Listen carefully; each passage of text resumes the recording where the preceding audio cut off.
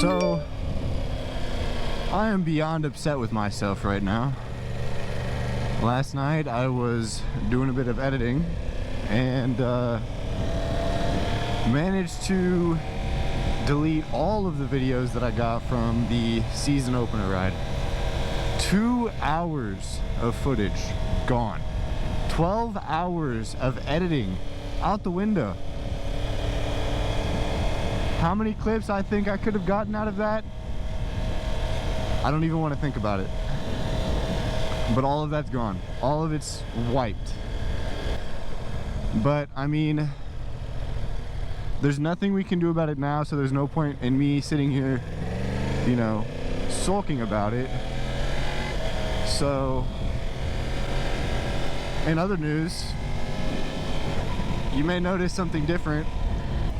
This is not the same bike that I've had from before. This is a completely different bike. I may have gone and bought a brand new 2024 Yamaha YZF-R1. Let me tell you something, dude. Alright, let me tell you something! Let me tell you something! This thing is built different. There's quite a bit. I'm still getting used to the standard shifting pattern again. I know there's a GP shift. Come on. A GP shift conversion that I can do on it. I'm not even gonna, come on. Oh my God. You're joking. Bro. Yep, beautiful. There's a GP shift conversion that I can do on this one right here. This little bolt, this little nut that's open, the open space, the rivet, whatever it's called. Switch that line from there to here, and then adjust this to where it's 90 degrees and it'll be GP shifted. Now, as to whether or not that is legitimate, I'm not sure. I don't know much about, you know, converting this, but I'm pretty sure that's the whole reason that that slot is there to switch. Oh shoot, I'm going. Oh, I killed it. We're getting ready to go meet up with Fastlow KC, Pocket the Prophet, and Isley, our Pookie Bear. Also, this has an auto blipper, which is not something I'm used to, and I think that's dope because downshifting on the fly is crazy to me. It also just rained yesterday, so everything is like still kind of wet. Yep, that just like that. Oh, that is beautiful. I love that so much. And we are still going to be within that 600-mile break-in period before we can do anything, you know, crazy. We're meeting down here at the lake at Shelter House 2. I'm not too sure which one is 2. I've gone around this lake too many times, but I don't know, you know, shelter houses. So I know where we were wanting to take pics and vids, but I'm not sure where the shelter is. So weird feeling like I have to baby a leader bike, because usually when I get on these things it's just war. That quick shifter is smooth, dog. Holy. What do you guys think of the blue? I've always liked the blue, but I've gone with this kind of like black, white, and red style. Black, white, and red theme. There's a lot of stuff in the road that I kind of want to stick with. My helmet's obviously gray and red, so if not red, it's like a really bright red. I kind of want to stick with this. I don't want to deviate it from it too much, because that requires a lot of effort. It's also weird being on a new bike, dude. It's so weird. Like, it still has the feel of the R1 that I had before, the 2015. By the way, I still have that. That sale is still pending. I kind of just have 2 R1s right now. Look at that. But, you know, it's a different feel. So the spot we were meeting up is this way, so I can only assume that we are meeting this way. And again, I have to take these corners really slow too, because brand new tires, cold streets, wet streets. I'm not taking anything lightly. Man, I wish I could be fishing right now. It's not a bad day outside today. I got the ND16 filter on there because it's a little cloudy out. I think we're looking at about 60 degrees right now. It's cloudy all day. I think we're supposed to have some thunderstorms later today, so we're just trying to squeeze a shoot in when we can. I really don't want to you know, be crazy in these corners. If the tires weren't brand new, like, we'd be a little bit more adventurous, but not risks I'm willing to take right now. So I'm gonna drive like a little baby, a little safe baby. I feel like I was talking about something before, but I don't remember what it was. Was it the color scheme? I think I covered that sufficiently. So I'm currently working on getting something figured out as far as maybe some aftermarket fairings. So I'm not gonna hold my breath on that, but you know, there's a certain style that I want to get that I think would look absolutely crazy. We're gonna kind of just, you know, just stick with the blue until we can get something solidified. But as of right now, with how much this bike is and like the performance parts that I'm wanting to get for it, it's just, it does not make sense to drop a lot of money on cosmetic stuff right now. So, because do you hear how quiet this thing is? No, of course you don't, because it's so quiet. Don't get me wrong, it still sounds good even quiet, but at the same time, my last bike had the full titanium Graves exhaust system on it. So, and I don't want to just strip that bike, because, you know, that's where a majority of that value comes from. That's awesome. What's up, man? That's dope. I love those bikes. Those are sick. Oh man, dude, I can't wait to send this thing in some corners. It's so light. My downside is, like, again, brand new tires, brand new bike. I can't send it yet. Gotta be real gentle. Break everything in. So yeah, the footage thing sucks. Oh, that is a stream of water coming down. We're gonna take it easy rolling through that bit.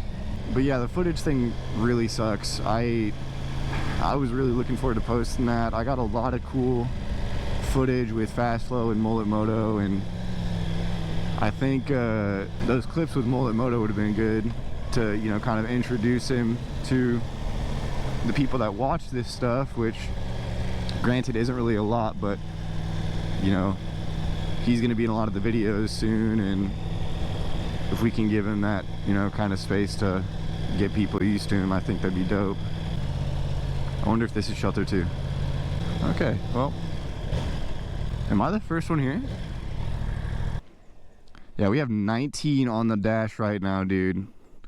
I showed up yesterday, it wasn't even assembled yet. So this is the 2024 Yamaha YZF-R1. I already have a bug on the front of the bike. Beautiful bikes, dude, and I can't tell you how excited I am just to see this here right now. This is my dream bike, dude. It's crazy to say that.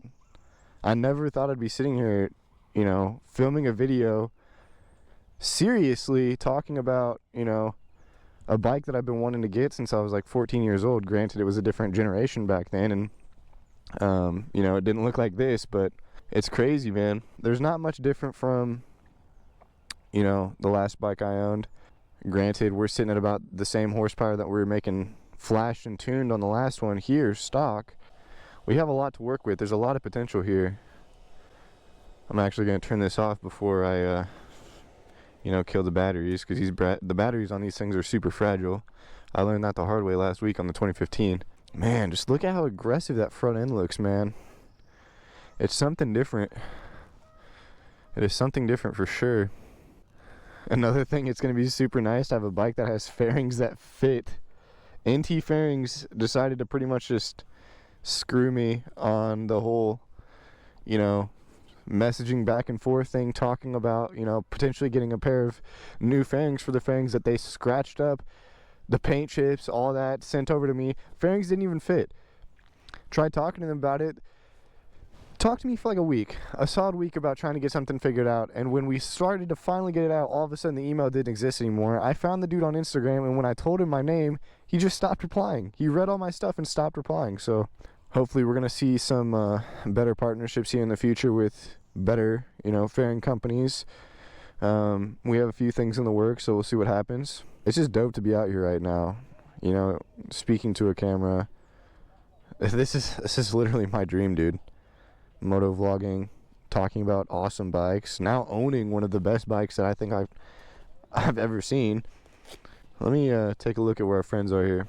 Yeah, it's crazy. The fact that we're even meeting up for a video shoot this morning, I can't tell you how thankful I am. He is en route.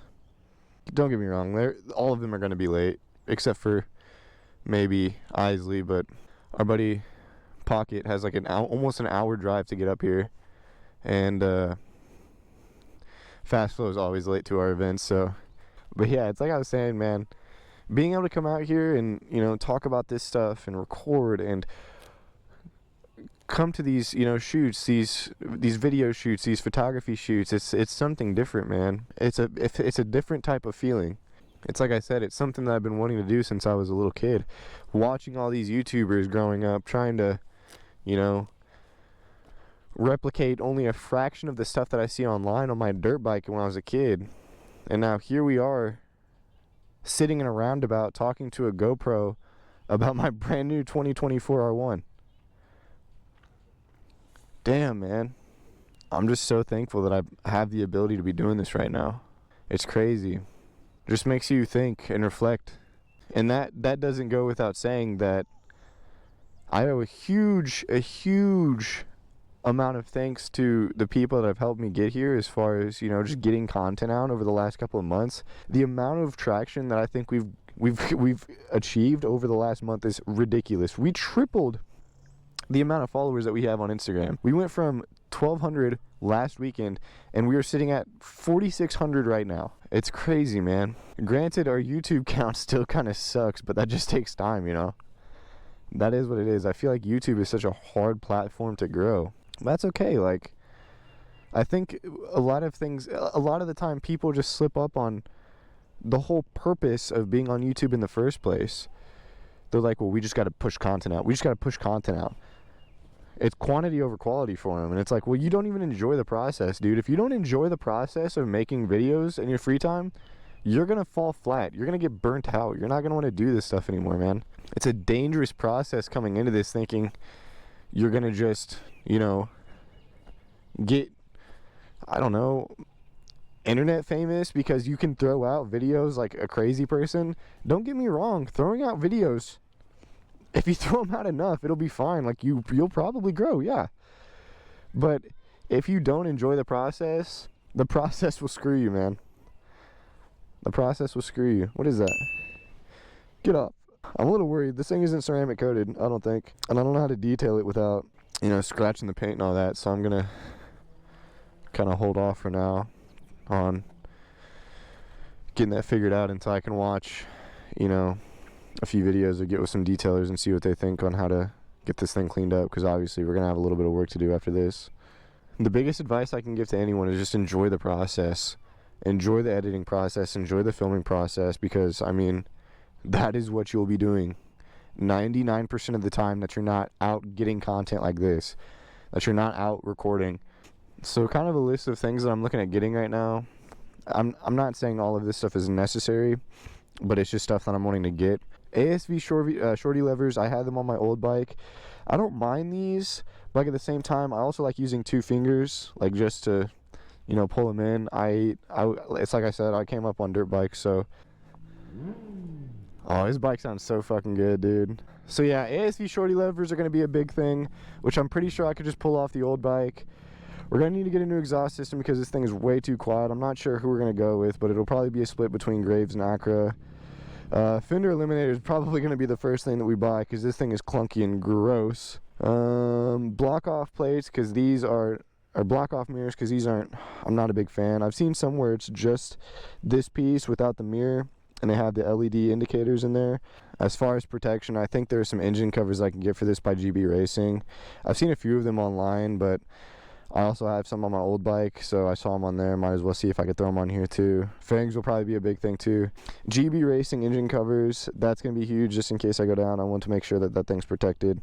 I'm not sure if I'm going to go with just a slip-on or a full exhaust system, but either way, I know that's going to be a huge purchase, so I'm not trying to make that right now, but that'll be big in the future. I've been looking at a few SC projects as well, but I'm not really too sure how I feel about them yet because I haven't had enough, enough people, talk about them. So I don't know enough to make a, solidified decision.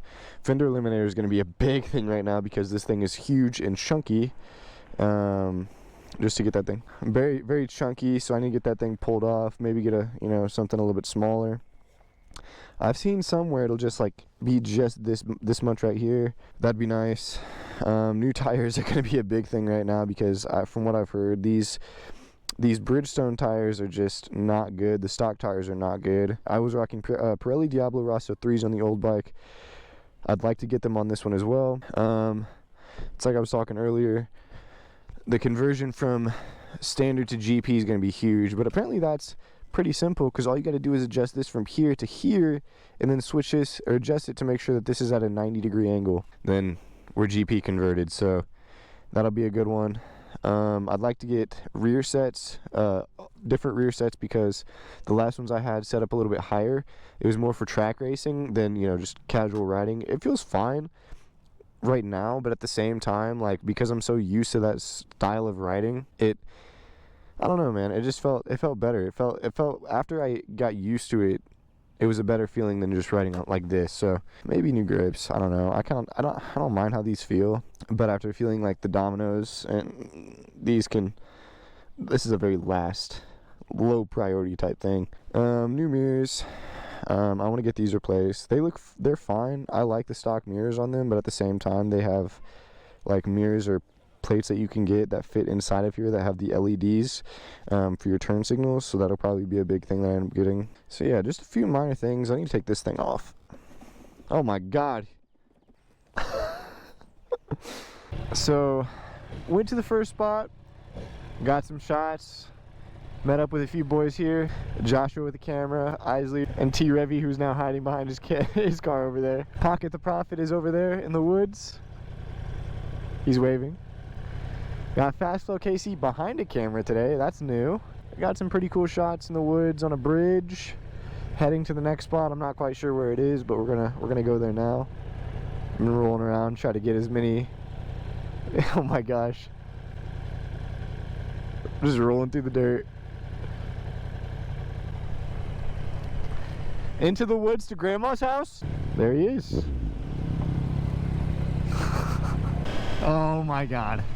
This bike is so exciting. How do I look from the back? Do I look good?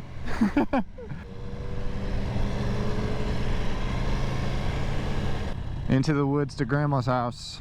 Where are we headed? Into the woods to Grandma's house? Drop like flies in this bitch. Yeah, you might want to angle it just a little bit more. This way?